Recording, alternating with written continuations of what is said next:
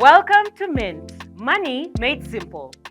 Tonight, we are talking about a global phenomenon that unites us all, football. Across the globe, major tournaments and thriving local leagues generate billions in revenue. From the footballers to the technical bench, vendors and stadium workers, a single football match sparks a chain reaction that has the potential to enrich and employ young people. So how does a beautiful game like football strengthen and invigorate the economy?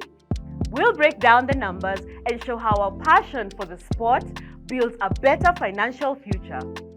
Stay with us. Mint starts now. Also on Mint, Chan Fever, how the tournament delivered a massive win for Kenya's economy and youth.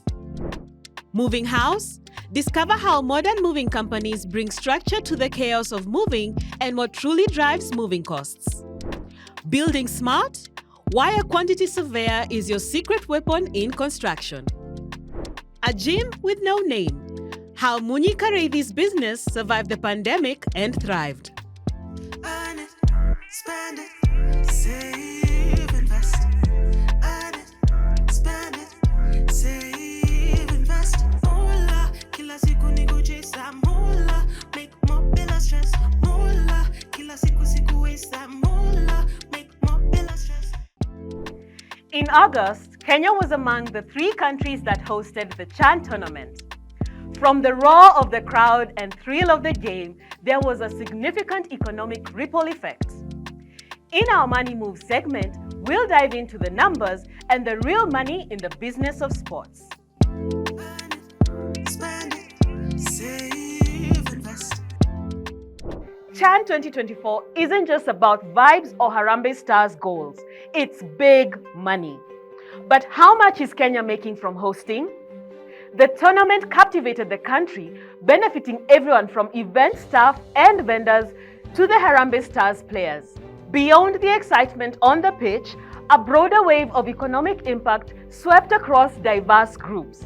Kenya hosting Chan imeleta macho yote tu kwa pitch zetu. There was a lot of rivalry between these East African countries. Kulikuwa hadi na banter between Tanzania, Uganda online, and that translated into the fans now wanting to go and cheer their team on. I think it brings people together because I feel football is one thing that unites most people. For a minute, you get to forget your troubles. Each Harambee Stars player already pocketed 5 million shillings from their 3 wins and 1 draw in the group stage, courtesy of President William Ruto. Na hiyo ilikuwa ina motivate my players mbaya juu unachikia kwa game we'd actually chant that when we felt like they were losing. Kama wana lose energy, tunawakumbusha what they are playing for. The team also secured 2-bedroom homes through the Affordable Housing Initiative, with government funding of 1 million shillings per home, matched by players in full or through a 20-year mortgage. Alongside these individual benefits, the team's overall success also translated into significant financial rewards. Officially, the quarter-final qualification earned the team $450,000, approximately 58 million Kenya shillings in prize money. The boys really tried and even got to the quarterfinals being knocked out on penalties. Hiyo imetushow tukiendelea kuinvest in talent as the very first thing that will be the foundation of these players coming through these pathways na wanajitokezea na wana show talent out to the world. Quality football, quality pitches, especially at Kasarani and Nyayo, these structures ikiwa possible and the talent iko hapo, fans will want to pay to see this quality. Chan winners Morocco took home the new trophy and $3.5 million, approximately 451 million shillings in prize money. Chan can definitely inspire young people to pursue football. Kupasufuta tukiwa watoi iko inaangaliwa kama kitu lucrative, like kutambiwa pana wewe focus on maybe kuwa daktari, focus on the traditional careers kama mwalimu nini. Takes a deflection, it's come the way of Ogam. Ogam turns left, fires home. For a young person kuangalia Ryan Ogam, that can be me maybe in 10 years, that can be me in 6 years if I put in effort and apply my talent in inspire these young players could envision in that specific position. But the real story isn't the prize pot. Off the pitch, Tickets sold out in hours, with resellers flipping them for 5 to 10 times the price. Outside the stadium, you'd find vendors selling the small flags and the scarves, the bracelets, and even jerseys. If you didn't have a jersey and you wanted to feel part of the moment, you can buy jersey yako just outside the stadium. And then within the stadium, kulikuwa na the vendors who will sell from cooked food to snacks to even coffee and sodas. Tickets were quite affordable, and then the snacks weren't as expensive. Well, you weren't allowed to get into the stadium with any snacks from outside, so you got to purchase them inside. Vendors were thriving. Thousands of Kenyan youth worked as stewards and event staff. So let's run the numbers. Prize money between the group stages and quarters, that's already over 170 million shillings circulating. Ticket sales, with 30,000 fans per match, VIP at 500 shillings, regular at 300 shillings, and at least 10 full matches, that's a minimum of 100 million shillings in official sales. Informal hustle, 10,000 vendors earning 2,000 shillings each day for 14 days. That's 280 million shillings in the streets. Youth employment, 5,000 staff, each earning 1,500 shillings daily for 14 days, is equivalent to about 105 million shillings. The aspect of tourism, we had people from different countries visiting our country, and that brought like more of boost economically for us as a nation. These great competitions being held in Kenya can definitely inspire the arts. And we saw that through the amazing content being created on TikTok and Instagram and all the other social media platforms. And even further from that, we have even artists like Zuchu, Savara, creating and performing wonderful music on this grand stage. And so all these other fans seeing that, one is inspired, knowing that at the end of the day, there's a great stage and opportunity for them to showcase their talent. Add it all up, and Chan 2024 could have injected over 700 million shillings into the Kenyan economy, a sum that demonstrates the scale of these combined effects. The next Chan, the next AFCON, when it's come Kenya, they'll get businesses that are ready for them. In terms of fan culture, I feel like that has really shaped Kenya's image. And further from that, in terms of infrastructure, we actually hosted the FIFA president, Gianni Infantino, who inspected Talanta Stadium, which will be used for AFCON. The country isn't as bad as we think it is. We're actually positioned very nicely in East Africa and maybe in Africa, that we can actually be known for something nice. The bottom line, Chan isn't just football. It's jobs, hustle, and national pride. Proof that when the whistle blows, the economy scores too. Earn it, spend it, save, invest. Shifting focus from sports to home life, moving house can be hectic and time-consuming, but moving companies now simplify the process. Costs depend on the volume, distance, and accessibility of the house. We'll spotlight key tips to help you move smoothly and keep your wallet happy. Moving into a new house is an exciting chapter that offers the prospect of a fresh start and new beginnings. However, it can be a stressful and exhausting experience, even for the most organized. This is why hiring professional movers is a convenient, efficient, and stress-free option. This is the second time I've experienced using a moving company, but previously, before, I remember moving would be a whole week's affair. You'd start by moving things that aren't a necessity in the house, slowly, and at that time you only have one means of transport, maybe your car, and like if you're lucky you can get a truck, but it was a really slow, but I don't know, maybe slightly painful experience. But once we switched to a moving company, things that would take you that week could take a day, and it's predominantly not done by you. You're just there to help maybe facilitate on what you need to be placed where. Moving is a process that comes with unavoidable expenses. The cost will depend on several considerations, the first being an assessment of the amount and types of belongings to be moved. prior to the actual move, you have to tell them maybe how many bedrooms you have, things that you have in the house. Let's say this amount of electronics, this amount of couches, a lot of these different things that you don't necessarily look at on the day-to-day, but it actually factors because of the size. What happens in a physical assessment? This is very simple. We normally inquire information about your origin house. So we will send someone whom we call move consultant. He or she will come to your house and they will check the items that you want to move. They will do what we call estimated volume calculations. They'll do the collection of each and every room and then feed where they're supposed to feed, come up with a summary of this is what the client is supposed to be moving and the total estimated volume. We call it estimated because it might not be actual. So that estimation will guide us in doing the quotation. It will guide us in preparing the move plan. It will guide us in so many aspects of the move. The other considerations are the resources the moving company are going to use in the move, which include a truck and labor. So all those resources again also affect the cost of how much I'm going to charge for you to move from point A to point B. Distance is also one of the most significant factors that determine how much the move will cost.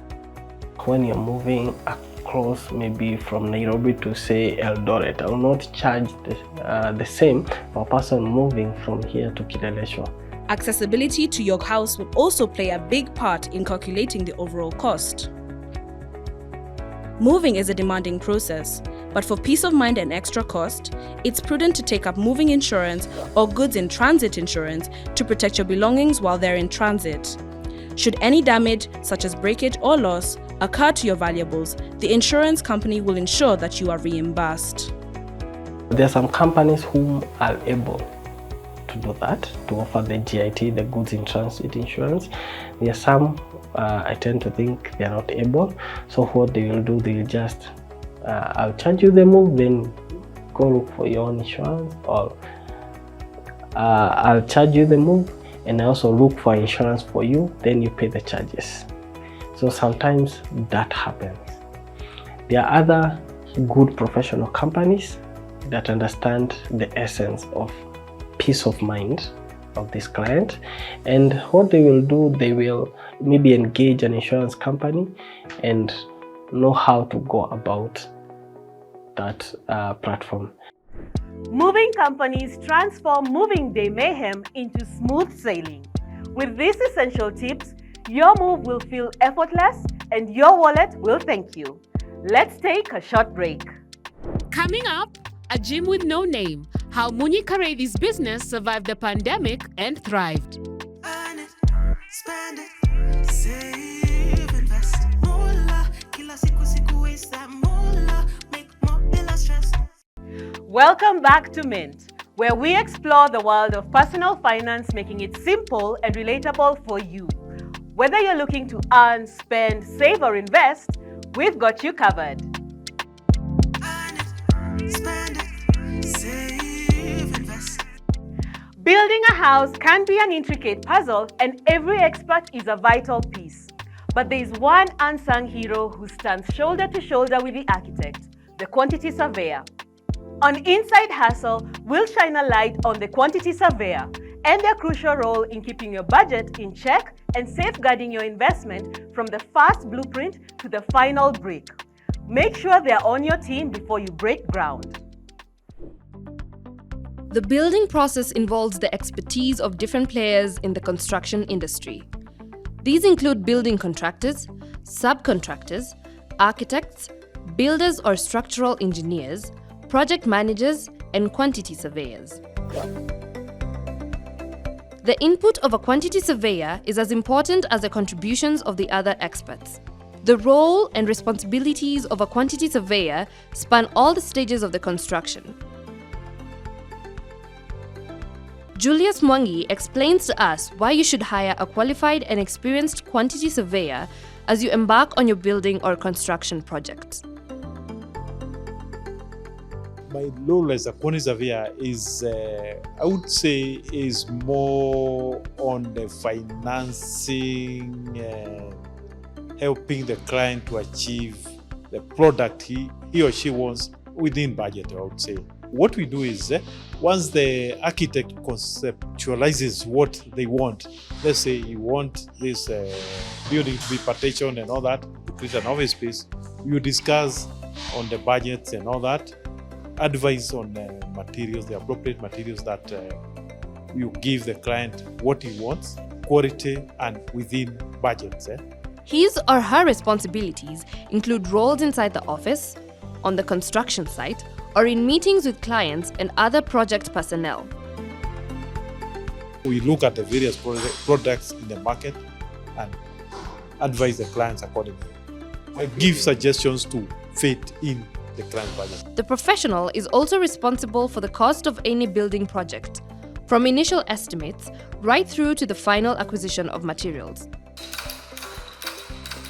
I would say we put surveyors more or less like the projects accountants, I'd say, by quantifying, pricing, and giving suggestions on proposals to achieve, to arrive at the client budget. It's good to note that a quantity surveyor's job and his or her associated roles vary, but focus on providing clients value for money while adhering to the strict regulations which govern every aspect of the construction industry. I feel it's very critical to have a quantity surveyor because with the way things are currently, you can't do things without knowing where you finally end up. If you just go blindly without a quantity surveyor, I believe you finally end up with a project that you will not be able to complete because you have no budget. Because we know we help in setting up the budget in consultation with the other consultants.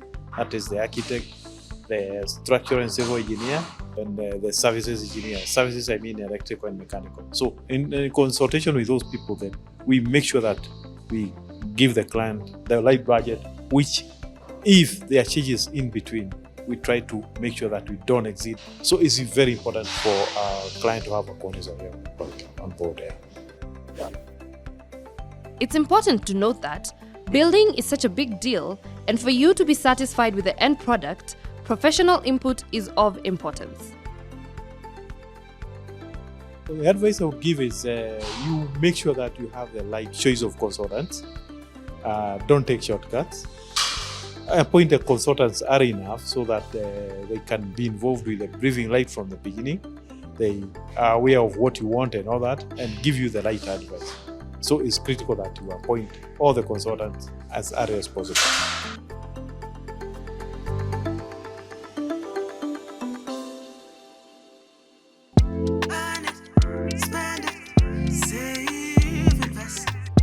And finally, on Boss Moves, Munyika Reddy, a fitness instructor, had a dream to open a gym.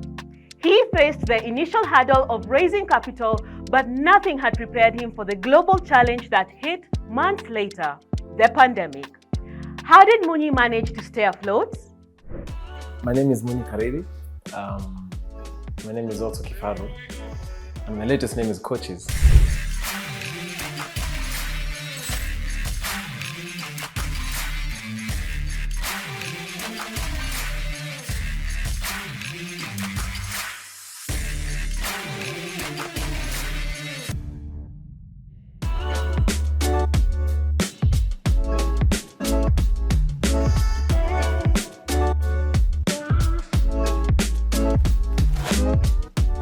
For guys who know what this name means, they probably know where I got it from.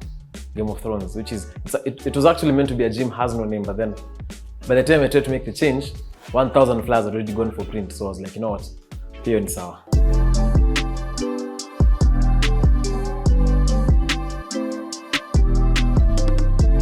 For 100 shillings a day, come to the gym, my house, you do aerobics, kidogo, small space. Guys are sweating everywhere, open doors and windows. And then in my mind, I was like, the place I stay there is a place, there are shops. So I could actually look for one, pay for it, and turn it into a dream because I'd always wanted to have a facility like this one. So I secured the place. I started off with a carpet and my laptop. Then we were doing aerobics. So my target group then initially was women, because according to other gym owners were like, wamama wakikuja, wanakuja na pesa, you know? And of course, when the ladies show up, the guys want to come and show their muscles and stuff.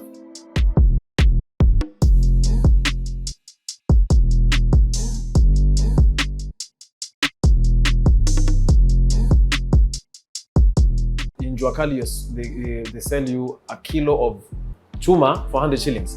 Whether you want nails, flat sheets, metallic bars, rods, whatever it is. So I was able to go and fabricate some dumbbells, some weights, which I put together, and then now I was able to have the weights I have. Over and above that, there's a local supplier. There's a guy who imports and sells gym equipment at quite an affordable price. I got a cross trainer as well.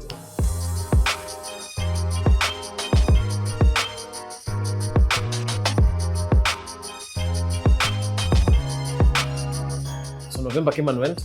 December, lots of rain, guys are traveling, kids are at home. So the little monies people had were not for paying for gym. And then who wants to work out in December? You know, it's party after party. Then January came and guys are paying rent, guys are paying school fees, and January is more or less a dry month. February is better because people started showing interest, you know, guys who are promising to come. Then March is when they started showing a lot of interest until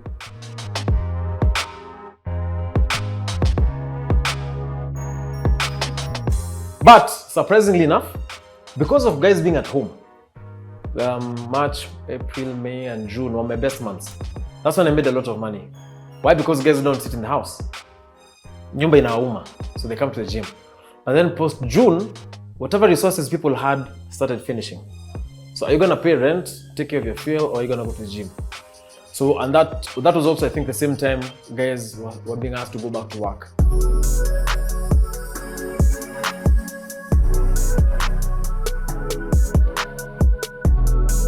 It is a wonderful business venture anywhere around the world. The problem is the purchasing power of this particular product, of this service, at the moment is not in the forefront of many people's minds. People are still weighing in between, do I really need to go to the gym? But I need to stick the course because Rome wasn't built in a day. And I'm doing this because I know one day, one time, it's going to give me back what I put in and much more. Making people suffer, and you go there and eat, then you come here and I make you pay. A gym with no name allows me to mold you, right? From what you used to be to what you want to be. So other than just paying and I'm like, yeah, the gym is available, I will get contentment when I see you saying, hey, guess what? This never used to fit me, it fits me. I never could do 10 sit-ups, now I'm doing 30, right? So what that does, it causes a ripple effect. You become better. You're happier, you're more confident. Some of those lifestyle diseases are kept at bay. You cannot overlook the importance of keeping yourself physically fit. Munyi's story demonstrates that perseverance and mindset are key drivers of success. That's it for this episode of Mint. We hope you live with new ideas about investing, spending, and what it takes to keep going as an entrepreneur, and maybe a fresh respect for business flair too. For more information, visit mint@mula.co.ke or tv47.digital. Stay safe and keep minting. Until next week, I'm Lydia Nyawera.